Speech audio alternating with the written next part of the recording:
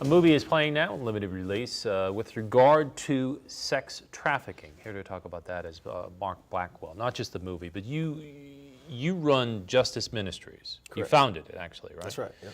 And that deals with trying to, I guess, solace and find housing for the victims of sex trafficking, right? That's right, Rob. Essentially, our goal is to locate victims of trafficking Yeah. and help them get out and find secure shelter. I didn't realize that, doing a little study for this interview, that Charlotte ranks high on the Very list much. of cities for sex trafficking. I had no idea. Yeah, they say North Carolina is maybe the top 8th state in Really? the U.S. for sex trafficking. With that, Charlotte is the #1 city in North Carolina. Why is that? Why is Charlotte so high? Well, one of the big factors is the highways. Like Atlanta, actually, is considered by some the #1 location for sex tourism in the United States. Huh. So with us being a neighboring city, Charlotte gets a lot of that overflow. Yeah. But it's really about the highways that come through.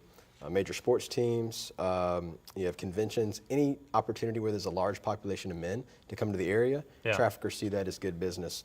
So trafficking activity increases in those areas. So essentially, do we have a correct? It's young women being lured from other countries, correct? Or maybe even being forcibly brought here. That's right. Most of the girls we've dealt with are, U.S. citizens. Oh, really? They say, it's a rough estimate on what the divide would be on Yeah. foreign nationals versus, citizens, but pretty much all the girls we've worked with have been American-born that have gotten caught up in it here. Okay. Okay. And are they brought here through false premises or what? It can be that. The big indicators are, to prove human trafficking, it has to be force, fraud, or coercion.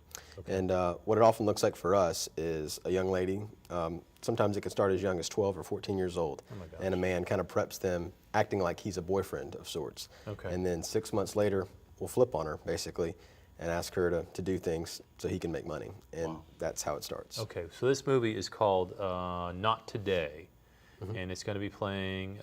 Is it Concord Mills? Concord Mills, AMC. Okay. And you're looking for people to buy groups of tickets for That's this? right, yeah. Yeah. For what?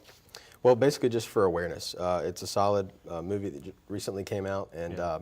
it'll provide awareness to the trafficking issue as a whole. This actually focuses in India, but they do touch on the need for work here in America as well. But buying groups of tickets would help you to a degree, correct? Your agency, I should say. Yeah, we're in support of the film, so just kind of getting the word out and from an awareness aspect. Okay. That's right. And so the film runs through. I'm trying to see it. It's June. The 31st through the 6th, I believe. Through the 6th. Okay, yes, you're right.